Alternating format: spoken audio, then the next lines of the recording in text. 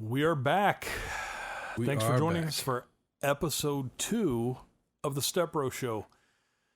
I'm excited. You excited? I'm Shaun? excited. I'm excited. You know, we Excellent. seem to be carrying over last week's topic a little bit this week, and I'm okay with that. I'm okay with that too. I think everyone's going to be okay with that long term. It's actually a good subject. I think most people enjoy films, and to be a little more specific about tonight's specific topic is we're talking about 80s films. 80s films, 80s movies. Yep. So I've kind of thrown together a list of films that I enjoyed in the 80s. So as Shaun, and we're going to kind of break them down and talk about them. Yeah. So I was pretty young in the 80s. Yeah. But I've learned to go back and appreciate a lot of films from the 80s. Like, again, one of my favorite films of all time is from the 80s, The Karate Kid. But I think having older brothers like you and the other brother, right? Yes, gave me an appreciation for some of these films. So I'm excited to, I mean, the 80s was a special time where, it definitely has a special feel. 80s movies have a special feel. Yeah, we were the country itself, the U.S. They were kind of it was a really good decade. I mean, we were very hopeful in the 80s. We'd come off the 70s, which not that the 70s were bad, but it was very for lack of a better word, it was very drab. I mean, it was very corduroy, the 70s. It was very corduroy. That's the only way to describe the 70s. Sideburny. Yes, a lot of flared collars and corduroy, and we all looked confused. I'm not going to lie; we looked like we were very confused about things in the 70s. I can appreciate what you're saying though too, because I was your age that you were in the 80s and the 70s, and I find I've been very much more interested in going back and researching the 70s. Both musically and in films, and it had its moments. It really did. It did. So, and one of the things I think was cool about 80s films is technology, special effects. That was a big year. You had a lot of, and then a lot of directors. I know one of your favorite directors had a group. That was the 80s was his. Oh yeah, Steven Spielberg. I'll just spoil that for everyone. Spielberg and Lucas. I mean, if you were in the movies in the 80s as a kid, like, you knew who they were. Yeah. Thanks to Star Wars and E.T. and E.T. Right. Yeah. That was a big decade, man. So. Ooh, where do you want to start? I will. I'm going to start with a film that I enjoyed as a kid. I'll tell you, I do have the soundtrack to this film sitting on my desk right now, and it has been here for almost a year, so long before we decided to create this podcast to talk about movies. It's Footloose. I knew it. It's Footloose. No, I tried to find the Footloose soundtrack, and they were out. No, it's the film is Over the Top. Yes. That's a great movie, man. That is great. Oh, yeah, Sly Stallone. Some people love him, some people love to hate him. I love his films, Over the Top for me was great. I mean, I was aware of arm wrestling before Over the Top, but Over the Top brought it full circle, baby. Yeah, I mean, no, yeah, Over the Top was like, I like to think of it as like Mortal Kombat with arm wrestling. Oh yeah, that's a good analogy. Yeah, definitely 80s action. Oh yeah, there were some good action films in the 80s, man. I don't know a decade before or since that has really outshined the 80s when it came to action movies. Well, the 20s I think was probably really good. Yes, before the talkies. The silent films were pretty. Exactly. A lot of running around and. Listen, you can make fun of the 20s, but they had Buster Keaton and You know, it was Charlie Chaplin. Exactly. You know, so yeah, I mean, going back to the 80s, the topic, so to speak, I love the 80s, man. And I loved Over the Top. Great movie. Yeah. Great story. Well, I say great story. It was a good story. I can at least say it's a good story and, you know, not question my own judgment, but it was a good film. You know, father and son, you know, who, you know, weren't really raised around one another, or the son wasn't raised around the father. The father's a truck driver and a pro arm wrestler. And man, great movie. Yeah, like spends the summer with his dad, learning, you know, like riding around with him. Yeah, his ex-wife was very wealthy, and her father was, you know, the reason she was very wealthy. So he was just kind of a, you know, average blue collar guy, drove a semi truck, and for some reason it didn't work out. And so one summer, you know, the son is graduating military academy, and she sends, without telling her father, the mother sends her ex-husband, Sly's character. You want to tell everybody his name? Yeah, he's got like the most American name ever. Lincoln Hawk. Yeah, there you go. Not Ethan Hawke. That's a different movie. So did you say Lincoln Park? Yeah, we got to bring up that Lincoln Hawk. I'm like, really? I'm writing down Lincoln Park for the for the 2000s music episode. Yeah. Right. No. So, yeah. So she, you know, her father is sending a limo to pick up, you know, his grandson, but the mother secretly, because she's dying of cancer, sends a, you know, word to his father, Sly Stallone's character, the truck driver dad.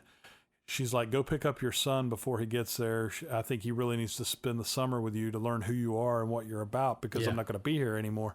So I'm not going to tell you anymore. I don't want to spoil Over the Top for everyone. You know, I know it's about arm wrestling. He wins. It's exactly. I just spoiled it for you. Hey, listen, I know you, and I know the 80s, so I know the Karate Kid's going to come in. So I can say the same thing about Karate Kid. So the Karate Kid is not on my list. So. Oh wow. Okay. Well, that's a shock. But the next best film, right? I'm going to start off with is one of my favorites. Okay. So the Karate Kid is my favorite 80s movie, favorite movie of all time. But this was one of my favorites, favorite action film. Right. From the 80s, and that would be Bloodsport. Ooh, Bloodsport. Jean-Claude Van Damme, the muscles from Brussels. Oh, yeah. Oh, man. A lot of controversy surrounding that film. Well, you know, to tie him into the last movie, you know, there's actually, and he said this in an interview, so I know it's true. I know it's not just, you know, scuttlebutt, but, you know, when he started out, he actually showed up on Sly Stallone's front yard one day doing karate moves, trying to impress him to get him into films. So how'd that work out? A little nugget. Well, I mean, he did pretty good in the 80s. I'd have to say. Well, he was in the Expendables 2. Well, yeah. So, or 3 or 4, I don't know, one of them. Or yeah. But Bloodsport. Yes, let's talk about Bloodsport. Okay, so Bloodsport is a based on a true story of Frank Dukes, but a lot of people think that Frank Dukes is just straight up full of horse manure. Well, so I mean, you can look up a lot of stuff on YouTube, but this guy supposedly was a special forces counter-terrorist guy. He's been all over the world. He's got all these stories that he can only talk about a little bit, but he can't talk about a lot, you know. Right. And supposedly fought in the Kumite in Japan and had Kumite? What is Kumite? Yeah. But anyway, Jean-Claude Van Damme worked out really good for him. He plays Frank Dukes, an American with a very, very, very thick Belgian accent. Right. And he goes to fight in the Kumite story. Basically, long story short, when he was a kid, he met this guy. They broke into his house and tried to steal a katana sword that they saw hanging on the wall. The guy came in and caught him, and instead of punishing him and turning him over to the cops, he said, I want to use you to help train my son in karate. Well, it was actually ninjutsu, and so he basically learns ninjutsu from this Japanese man, and he wants to honor him by going and fighting in this great full contact tournament in Hong Kong called the Kumite, where you fight and some people die because it's full contact. And he goes in and prances around and does some ballet and I mean it actually had some great people in it, man. I love that film. I did too. I like the and Bolo was in it. I've always loved Bolo. Bolo Young. He was a Chinese bodybuilder. Voice is totally overdubbed in this film. Absolutely, and he was in he was in Bruce Lee films. I mean, he's been around. He's been around for a while. Yeah, he's awesome. He's in his 80s now. Actually, I'm going to post a pic in the comments section with this podcast. There's actually recent in the last 6-7 years of pictures of Bolo with Jean-Claude, and you can see how much they've both aged. But he was on the TV show with JCVD. He was on. They did a thing on. Yeah, I think it was Spike and. Absolutely, and he was on Charles in Charge. I didn't know if you knew that. Wow. Well, I'm just I heard that. I don't know. I can't say for certain. But Jean-Claude Van Damme was one of my favorite. He was one of my favorite martial artists growing up in the 80s. I mean, he inspired me.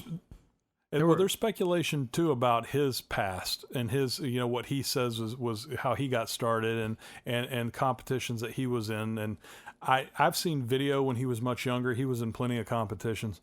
I personally don't believe that he wasn't and that he made it up because I've seen video. Yeah. And he's easily the most athletic actor in any martial arts film I've ever seen next to Bruce Lee.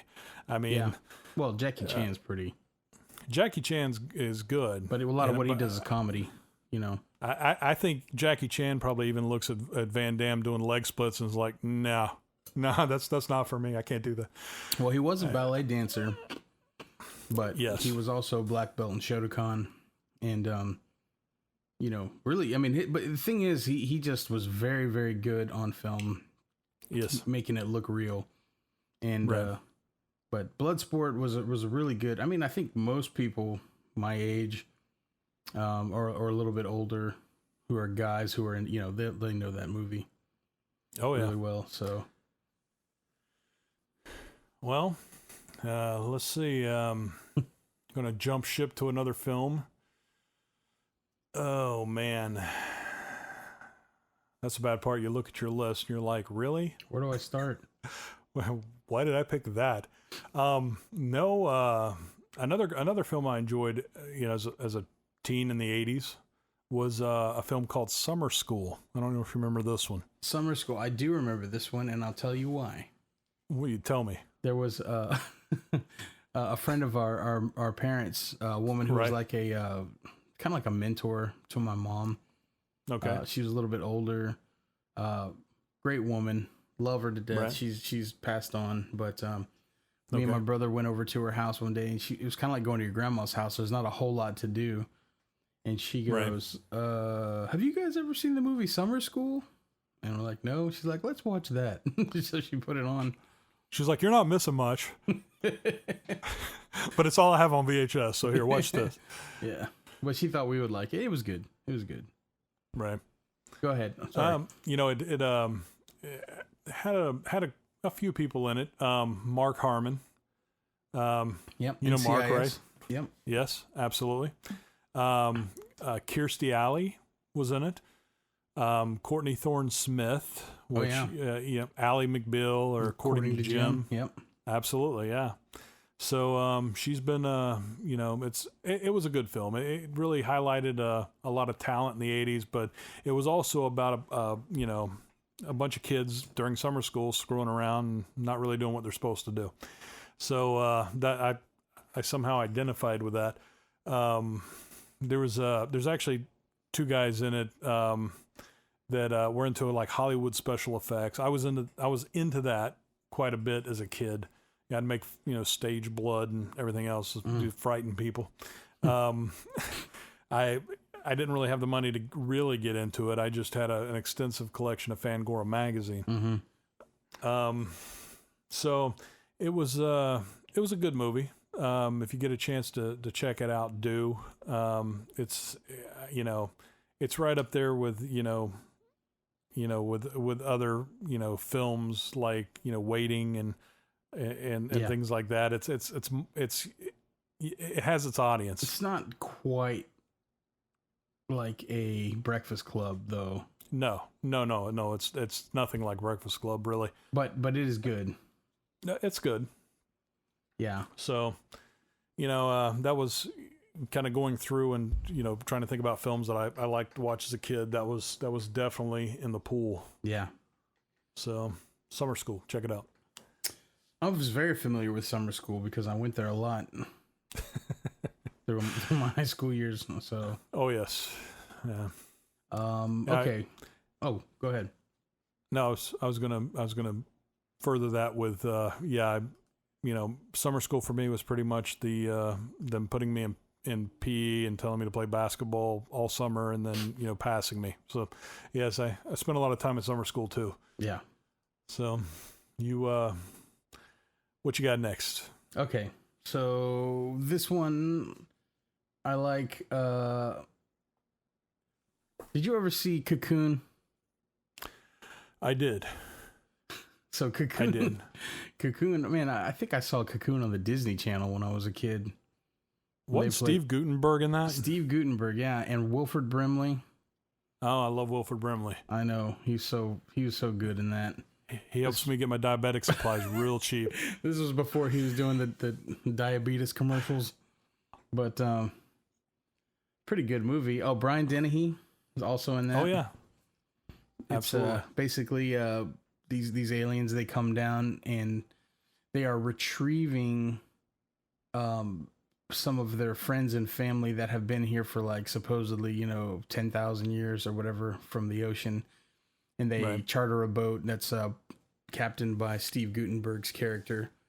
And they pull these big, looks like massive boulder. They're like shaped like potatoes, but they pull these big boulders out of the ocean and they take them back and store them in a swimming pool. And so they don't. It's at an old folks home, right? It's right next to an old folks home. And so the old folks, these old guys, these old men, the three buddies, they decide they're gonna go next door. There's like this abandoned house with a big swimming pool, indoor swimming pool, and they're gonna go swim in it. And so they swim in the pool with these big cocoons in it, and they start to find that their old age, all their their joints and all their pains go away, and it's like basically a fountain of youth. And they don't realize, they just know that when they swim in this pool, they have energy again, and they're running and jumping and having a good time, and they've come alive, and they invite their wives, and they take their wives over there, and they're just get rejuvenated. And so somebody else from the old folks home finds out, and then a bunch of people go and they get in, and you find out that Brian Dennehy and his crew, they're aliens, and they kind of like what am I trying to say? I'm guessing that, essentially what we're trying to say, people, is not all 80s movies were a hit. That's what we're saying. And, yeah. I mean, Cocoon is basically, batteries not included without a pool is what it is. It's just it's a different 80s film. I enjoyed it. In the 80s, I actually did pretty much, pretty much like all Steve Guttenberg films. So that changed, directly after the 80s. But in the 80s, did he star in watch anything after the 80s? Is what I want to know. Police Academy 13. Oh my gosh, So, yeah. Oh, I forgot he was in the Police Academy movies. Yeah. Oh, yeah. Anyway, Cocoon was a good movie. So, well, that's now that you've dissed on Mahoney, and you've it wasn't I was just bad. getting It was to the good part. But okay, go ahead. Tell me. No. Tell us the It's good part. good. I want to know. No, it's good because this way, people who are listening, they'll be like, "Oh, I want to know what happened." So, okay, so we'll leave it at that. Yeah, that's right. You don't get to hear. Cocoon, it's really good. It's pretty clean. It's like rated PG or maybe PG-13, but it's pretty clean. So it's basically old people synchronizing swimming. It's like it's and with Steve Guttenberg. It's how can you miss? It's a good flick. I did enjoy it. Let me see. Wow. Yeah. Another movie that was really kind of big for me in the 80s as a kid was The Last Starfighter. Last Starfighter, yes. Did you like that? I did, man. That was me and the other brother's favorite. It was one of his favorites, so I had to watch it. But I think there was a couple parts in it that scared me as a kid. So right.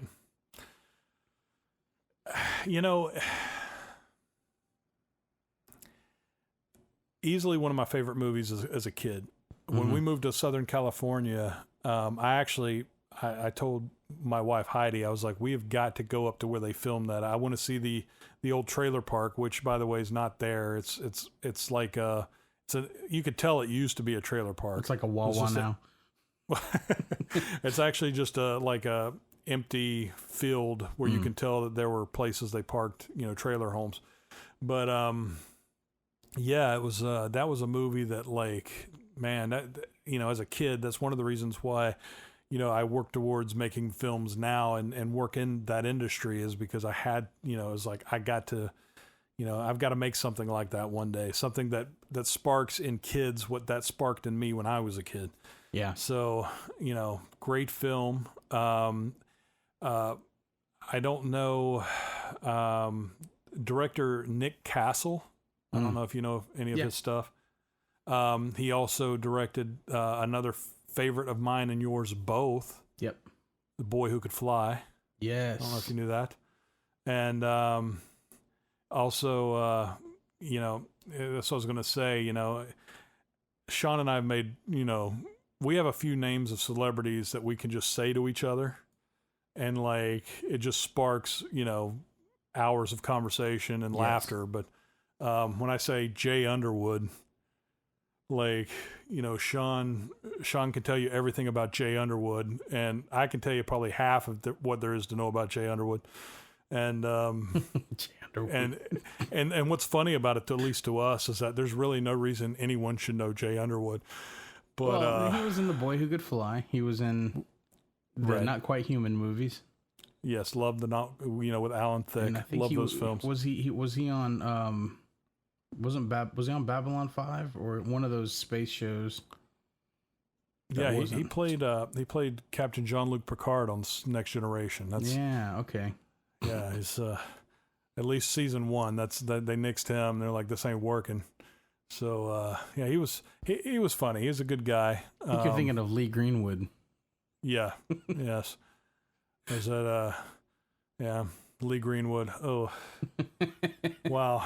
You want to derail a '80s movie conversation? Bring up Lee Greenwood.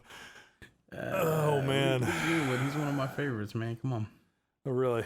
I thought that was Ray Stevens. So The Last Starfighter.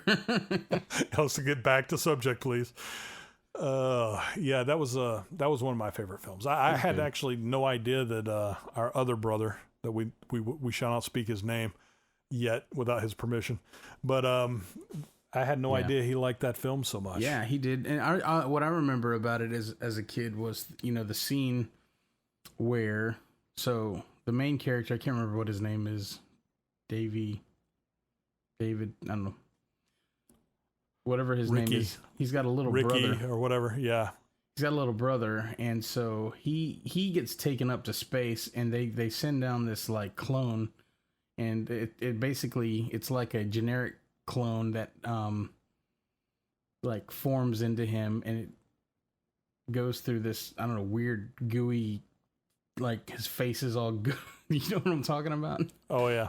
And so it freaked me out as a kid when I saw that. So you got to think I was less than 6 years old. So yes, it was very reminiscent of the Nazis at the end of Indiana Jones and the the melting face thing. Yes, the search for the Ark. Yeah. So yeah, it was very reminiscent of that, and so I could see why that would freak out a kid. So I get it. Yeah. Didn't stop me. RoboCop was worse. So. Oh yeah. I keep forgetting how bad you dislike RoboCop. I really do. I mean, I just hate that movie. Well, it's an 80's movie. We can talk about it. I hate RoboCop. So the end. The end. Yeah, that's about that. That's as interesting as that story gets, unfortunately. Yeah. Thank you though, Shaun, for the Cliff Notes version of that. Yeah. I guess really that kind of sums up The Last Starfighters. If you want to move on, feel free. Pick a movie. Okay. 80's movie. Pick another one from my list here. All right. The Color of Money. Oh yes. One of my favorite movies. So I am a pool player. I love playing pool. This is a movie. A lot of people may not realize that it is actually a sequel to The Hustler. Right. Did you know that? I did know that. Yeah. So Paul Newman plays the same character he played in The Hustler, Fast Eddie Felson. Yep. And then Tom Cruise is the kind of the protege in this. He's just a guy who's just phenomenally good at pool, and he's just trying to exert the fact that he's better than everybody. And Paul Newman sees an opportunity. He's like, if we can take this guy and get him to pull it back a little bit, we can win a lot of money. Right. And basically teaches him and his girlfriend how to hustle. And but it's really good. Really, it's a Martin Scorsese directed film. Oh yeah, Scorsese's the best, man. And Tom Cruise is really good in it. Most Tom Cruise movies from the 80's are really good. He didn't really start making bad movies until the 2000s. Right. So there is Days of Thunder, but whatever. Well, yeah, that's pretty bad. But I really like The Color of Money. I think it's really done. It's shot really well. It's a Scorsese film, so it's like the cinematography is really good and artsy and right. Pretty cool. And Newman plays a good hustler, man. I loved him in The Sting, so he does a good job. Yeah. Yep. So that's one of my picks. Right. Oh man. All right, let's talk about Evil Dead. Let's talk about Evil Dead. I know you're familiar with Evil Dead. I know your brother's probably the biggest Evil Dead fan of all time. Why? So I think he identifies, he identifies with Bruce Campbell in so many ways. I guess so. I feel like. Go ahead. No, I was going to say, did you ever see it? Did you ever watch it? I did. Right. I'm pretty sure he made me watch it. Multiple times. But I feel like I've heard it said of Tim Burton, and I feel it applies also to Sam Raimi, that they let him make films because they're worried what he would do if he didn't. But they told him no. No, right. But they're like, this guy is so insane. Like, we would hate to see, like, we'll let him get it out through making films because we'd hate to see what would happen if he, got it out in a different way, his craziness. And so I feel the same way about Sam Raimi. I'm like, this guy is, I don't know. He's like comedy horror, or I don't know. I appreciate off genres. Campy. One person's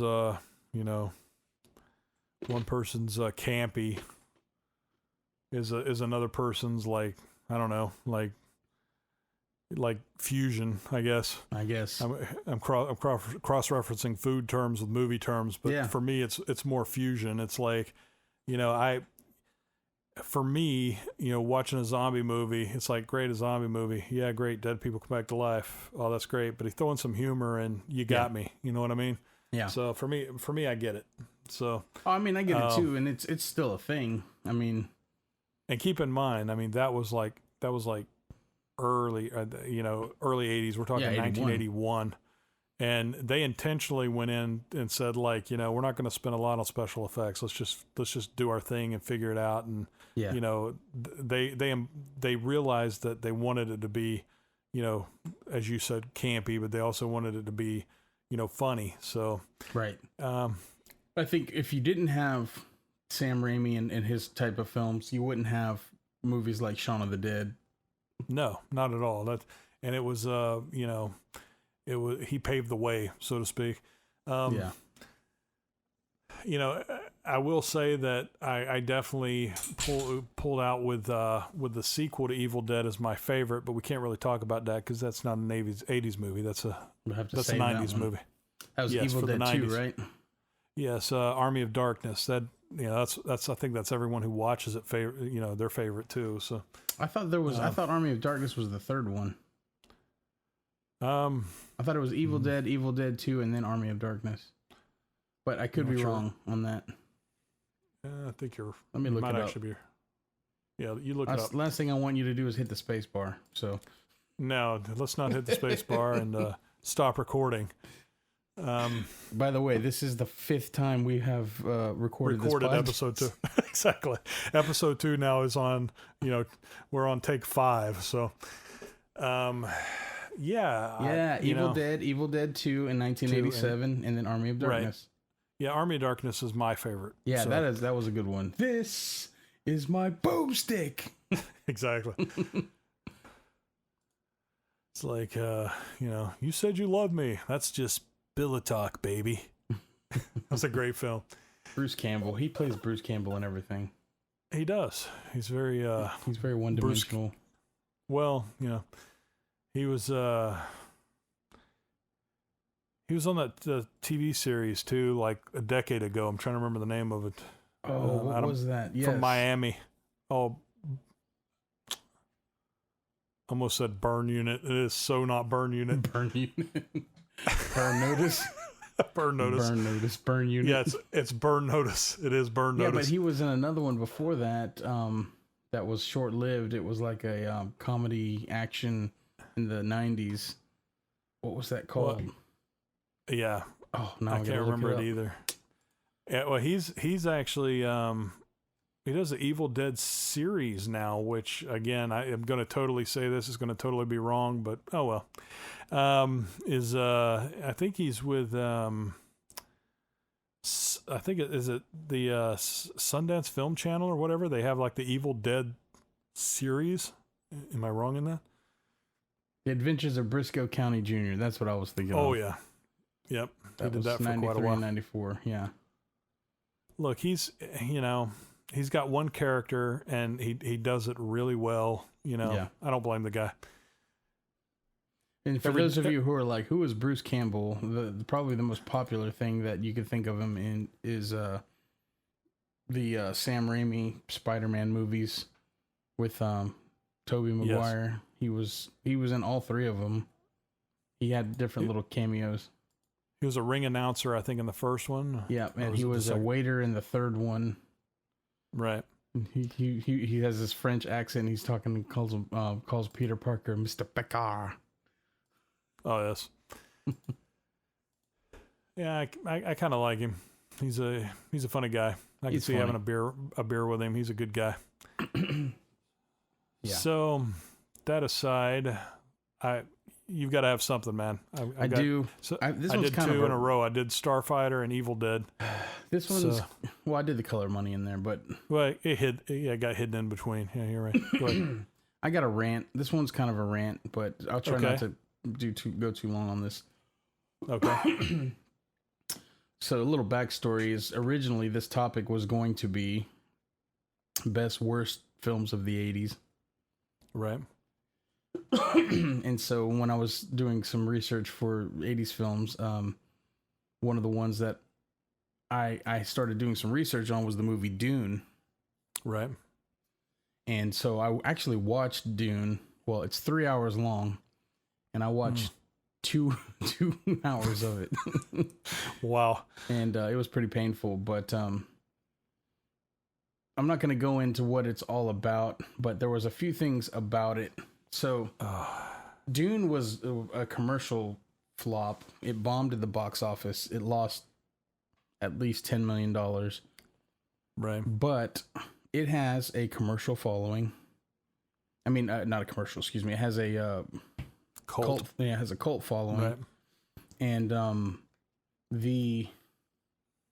it was based on a novel which was real popular, and they've made, I think, a couple of, I'm not sure if they made a sequel to it. I know they've made at least one series about it.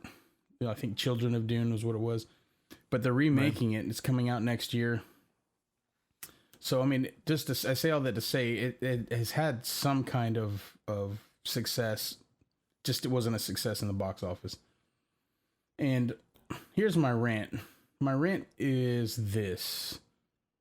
We talked about this a little bit last episode, but the fact that there doesn't seem to be a whole lot of creativity in film today, and it seems like they're just making remakes all the time.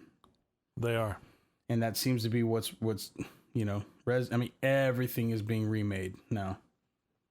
From the Disney movies to, you know, films that had some kind of success. And He-Man and Masters of the Universe. It's like that made sense when there was like the toys and like people knew what it was. I don't know if that makes sense, you know, 40 years later. Well, it makes sense because of the nostalgia, you know, and so they're just reaching. But right. I think the reason, well, you know, the only reason why Hollywood does anything is because it makes money. If it doesn't make money, or if at least they don't think it's going to make money, then they don't do it. They only base things on the bottom line, you know. And this is where I want to kind of talk to viewers. And by the way, they're not very good at that at determining what's going to make money and what's not, because they lose a lot of money. They do. They take chances, but sometimes there's things that pay off. But here's what I want to say. So we as viewers, we are the ones that determine what they make. And so I think that, so as I'm watching Dune, I realize that, you know, it's kind of boring and it's kind of labor. It's kind of it's not boring. It was kind of a labor to watch, but partly because it's just an 80s movie and it's not I'm not watching it at the time it was made. So, right. But here's the important thing. The important thing is this. I think that people in general, they have this problem where they equate boredom with unfamiliarity. And I think that's a big mistake, because when something is not familiar, it doesn't necessarily mean that you're bored. But people say, well, this is boring, and they turn it off. And I think what's happening is that people want what's familiar. Right. And so they want things that they've heard that they can figure out pretty quickly, and they understand where it's going.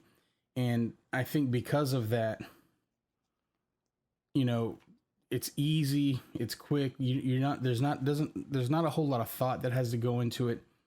And we're cheapening films because we're not putting the labor in to watching a film. Now, I'm not saying, you know, if something's bad, it's bad, but so let me ask you this. Let me interrupt just for a second. Let me ask you this. Okay. Did you ever read the books, the book Dune? No, I did not. You did not. Okay. Now, do you know people who did read the books? I do not. Okay. So here's the thing, right? Okay.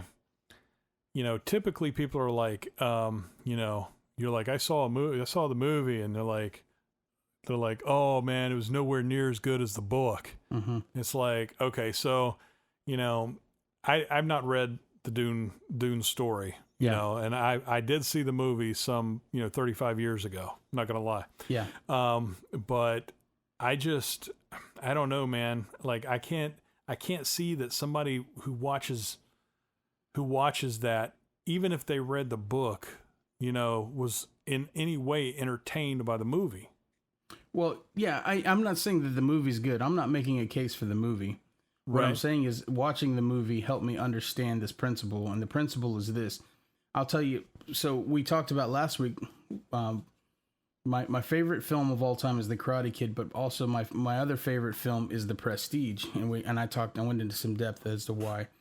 But the first time I watched it, I was feeling a little bit lost, and I wasn't sure, and there was a little bit of effort on my part that I had to labor through. And I'm glad that I did, because now it's one of my favorite films. I like going back and watching it. Right. So I'm not making a case that Dune is a good film. What I'm making a case for is that sometimes we equate boredom with something that's unfamiliar. And all I'm saying is, just because it's unfamiliar doesn't mean that you're bored and that it's not good.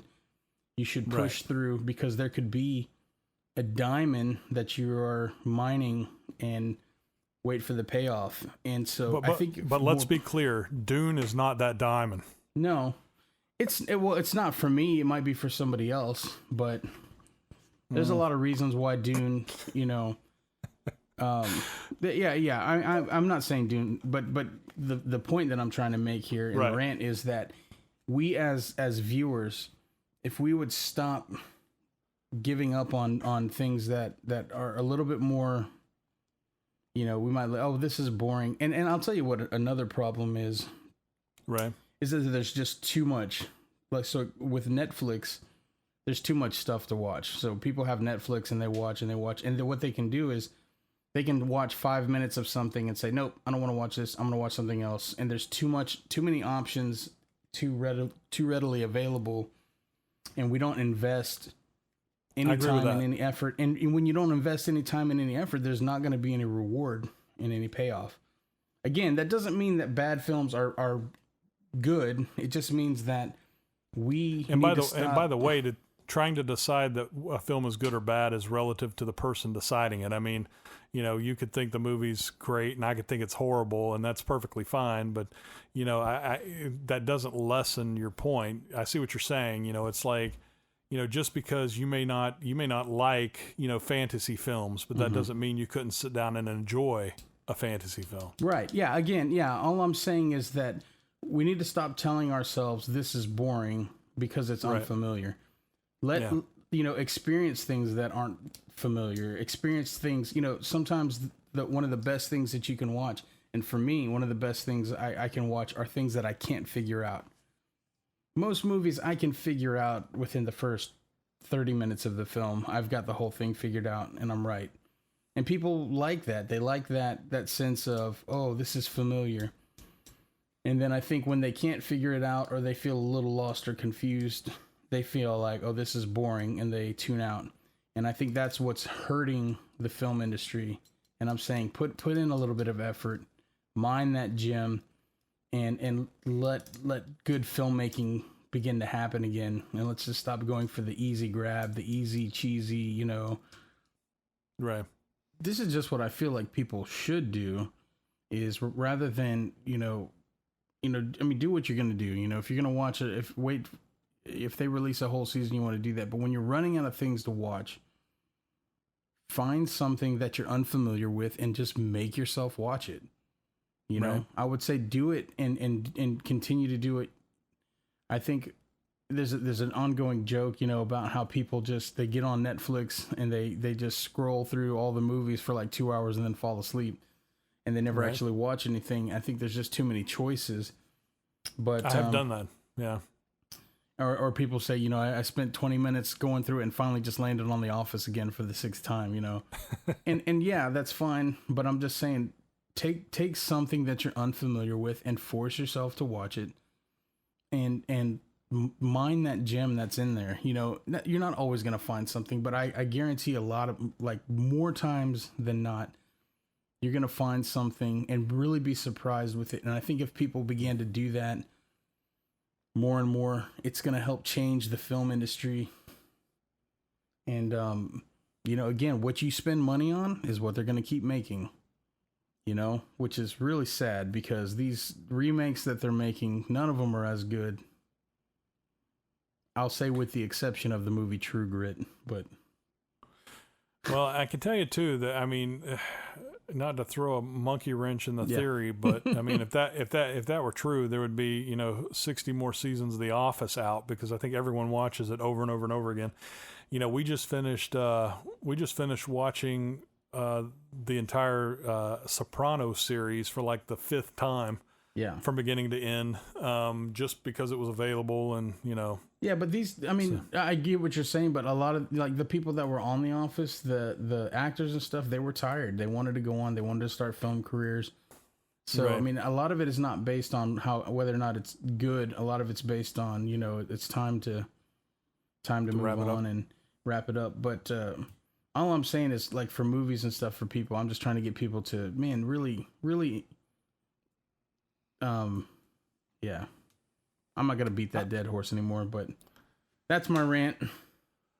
Okay, now that we've put the dead horse that is Dune to rest, what do you want to do? One more? You think? Yeah. Well, yeah. We'll do one more. Okay. Maybe you have a rant.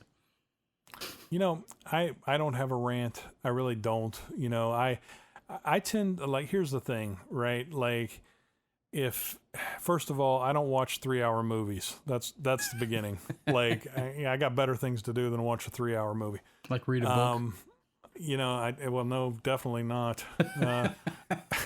You know, I like Jim Gaffigan's, you know, always says, you know, it's like, you know what I liked about the movie versus the book? No reading. You know, that's my go-to comment. Yeah. It's I've always said I've made up my mind I will never ever let a book ruin a movie for me. That's right. So, yeah, I don't have any rants. You know, we have I'll add one more. We'll add one more to the list, which is Blade Runner. Okay. And it has you know, the sequel was recently made. It was another film from the 80s that I really enjoyed. And there was some enjoyment over the 30 years that new releases kept being made. You know, It was like, oh, they're putting out another edition. Yeah. Okay. Well, wow.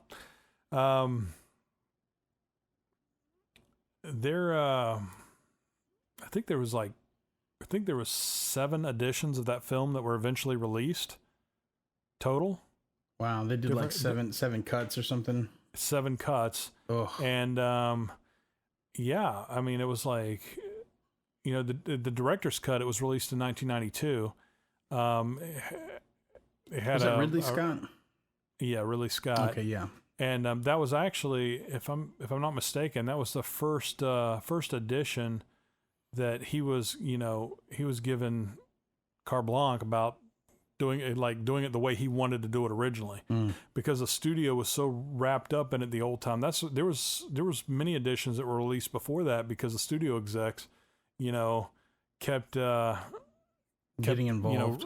You know, and arguing over it and wanting it done a certain way. And then eventually we did get to see, Ridley Scott's, vision for what he wanted to do with that, which it was good. Was it, you know, I'm going to get a lot of flack for this, but was it a fantastic story? It was good visuals. Yeah. You know, it was, it definitely, 80s was so, you know, I know started, you know, arguably in the 70s, but the 80s really were this kind of like punk decade where it was like, you know, everybody was trying to monetize that movement. and space, and from Star Wars, and from the 70s and the 80s, and space was such a big thing in the 80s, man, thanks to NASA, and sadly the mid-decade, which is ironically when all that stuff started dying off, was when the Challenger exploded. But space was big in the 80s. So that was that film kind of floated, that genre, and I enjoyed it. Yeah, no, Blade Runner was really good. Maybe was ahead of its time. Yeah. I don't know. I'm trying to remember. Visually, I felt it was. Other people felt it was also. Harrison Ford, was really young and sexy. I mean, he was. And who else was in Blade Runner? Well, you had Brigitte Nielsen was in it. Yeah, but the main bad guy was that. What was his name? He was in that other movie with the Thing. The other thing with the Thing and the. Yeah. The only thing I can remember that guy from was Rutger Hauer. He was in a movie called Blind Fury. Right. But yeah. I mean, as a kid, that was I love that film. Edward James Olmos. Yes. As well. Blade Runner. Yes, 1982. Blade Runner. Oh boy. Maybe we should end on one more. I don't know. That was a little anticlimactic. Yeah, let's wow. One more. Yeah, let's do one more. You go. Okay. What do you got in the barrel? From your list, because I like this one. Okay, go ahead. All right, 1983 War Games. Oh yeah. Matthew Broderick hacks into the NORAD. NORAD, yeah. Yeah. arms some nuclear missiles to impress his girlfriend. In the age of dial-up, like not even like before dial-up. I mean, it was phone modem. Unless you were a computer like absolute like geek, you didn't know what a modem was. I mean, the 99.5% of all the public didn't know what a modem was back then. So, he had a modem. It was literally a white box. They used to sell these. As a matter of fact, we discussed earlier when we were, talking about like, video games and stuff, and the onset of Tron was, they had he had a TRS-80 in the movie, which was Tandy Radio Shack. Yeah. Which was the first like home PC you could buy that was that was not IBM related. Right. Well, it wasn't far from that. And they had they did sell a modem you could buy separately. I wouldn't even guess what it cost back then. I didn't have one, and I wouldn't have had the money for it anyway. But it basically has two rubber washer looking things on top, and you would take an old telephone handset and plug it into the top of it, and it could communicate computer to computer. We need to put a picture of that up on the. We are. I'm going to put one in people see what we're the talking comments. About. Exactly. But it wasn't like dial-up modems that you have today, where it's a little box that with a phone line, you literally put the phone in this box. Yes. Like in this thing. So ridiculous. But I actually had a friend in well, back then it was middle school. My first year of 7th grade. No, I'm not kidding. The first time. He I won't say his name, but he was a friend of mine, and we would go over to his house, and he would set it up and put the phone in the modem. And I did 1 weekend at his house. He did hack into our local DMV. Nice. Just to show me he could do it. Nice. and that was like changed his legal age to 21. It was like 1987. Wow. 86, 87. Wow. So yeah, people did have them. It's just that, you know, the majority of people didn't know what it was. You had to have been in like, you know, chess club to know what that was. Chess club. Nice. And I joke about that because I was in chess club. I was in chess club. Yeah, I so was were you. too. So don't I say was anything. too. Yeah, exactly. Hey man, real men play chess. Yes, they do. I'm gonna stick with that. Well, there's our 80s. There's our 80s. We have a few more on here, but I feel like we get a pretty good representation there of. I hope some of those movies, films. you know, kind of made you feel good. You know, made you remember and kind of reflect back, and you know, maybe you know, send us some comments about, you know, those films or other films that you enjoyed that maybe we didn't cover. Yeah, and we cover those in the future. Absolutely. Yeah, I mean, there's a ton of them out there, so yeah, definitely comment on there what your favorite 80s films are, and we will have some fun with that. Absolutely. All right, well, you want to move on to the mailbag? Mailbag, yeah. All right, let's answer some questions. Got a couple questions here. First one, is that a baby I hear in the background of the first episode? If so, is it Shaun or James's? You wanna take that and yeah, run? I'll take that one. Definitely is a baby in the background. That is my daughter. She is 8 weeks old. Let's see, she's about 9 weeks old now. And so right. I think she just really, really wanted to be a part of the podcast.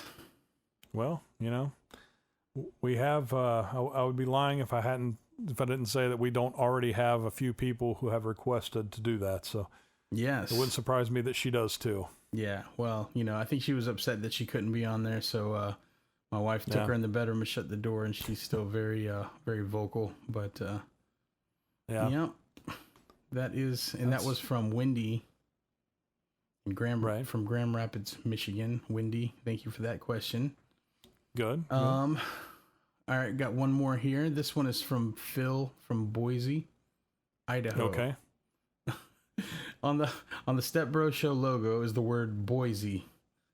What does it mean? Well, let me just say Boise is an acronym for Bend Over and I'll Show You. I don't know if it originated here. It originated with our family from the film National Lampoon's Christmas Vacation. Yeah. There's actually a scene where Chevy Chase's character Clark Griswold is trying to get a gigantic, I think that's a word. Ginormous. Right? Yeah. I like ginormous. Ginormous. We'll go with ginormous. Christmas tree into his house, and his neighbors,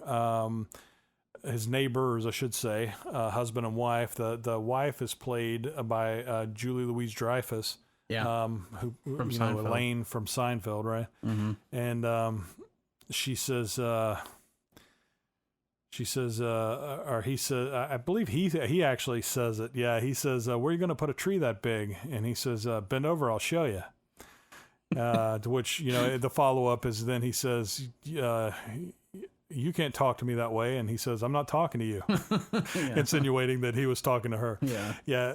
So it became this thing in our family where we would just, you know, crack jokes. Somebody said, you know, what are you going to do with that? You know, bend over, I'll show you. Yeah. Where are you going to put that? Bend over, I'll show you. Yeah. But Shaun actually developed the acronym use of the word or the sentence. Yeah. So you want to explain that, Shaun? Oh, well, I mean, so basically, yeah, like he said, we just use it all the time. It kind of became like, that's what she said, you know, we would say that, you know, between the brothers and stuff, and we would laugh and about it. But I was at work. One of my first jobs was working at Sears on the loading dock, and I was working on a truck unloading, and I was towards the front of the trailer, and somebody had come and poked their head in the back end of the truck, you know, on the loading dock, and asked me a question.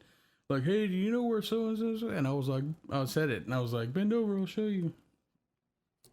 And I didn't realize that he was asking for a female associate who was standing right there for him. And that's when I realized, maybe we should find a way to do this in code. So exactly. So as a joke, we kind of came up with the acronym Boise, and so it's just been an ongoing joke with us. But anyway. Somebody says something, we just say Boise, and then we all know what it means. I think Phil from Boise, Idaho, maybe wanted to know why it was, if it was had anything to do with Boise, Idaho. It absolutely does not. No. Negative. It does not. So good questions though. Keep them coming. Absolutely. We want to. And I'll say this about the logo. Everything in that logo is a story. There's a story behind it. That is true. So. Well,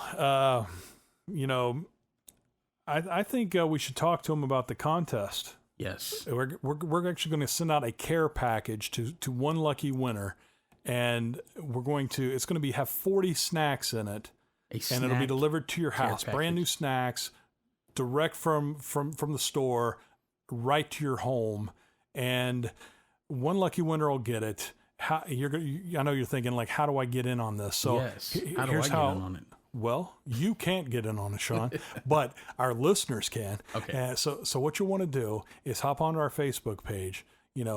Go to the posting for this episode. We want you to like it, leave a comment, and share it with a friend. And everyone who does that will get entered into a drawing. So next Monday, when the next podcast airs, you will be able to listen to that drawing, and somebody is going to win that case of 40 snacks. It'll be shipped to you. And we're going to post a picture of it. Yeah, we're going to post a picture of it in the comments. Absolutely. So you'll be able to see this glorious 40 snack care package. Absolutely. And if you so feel, once you get your box of 40 snacks, post a picture of you receiving it. We would love to see that. So that is happening next week. Shaun, you got anything else you want to leave with? Yeah, just follow us on Facebook, Instagram, Twitter, and we'll be having a YouTube channel very soon. And we'll put links to all of these in the comments. And that's it, man. Episode 2. Excellent. In the bag. I like it. The Walmart bag. Don't talk about the Walmart bag yet. That's in a future episode. Well, it's in the logo, so. Well, we got to leave some mystery, man. There's got to be some mystery for the next episode. All right. Well, you guys have a good week. Yes. And we'll talk at you later. We'll see you then.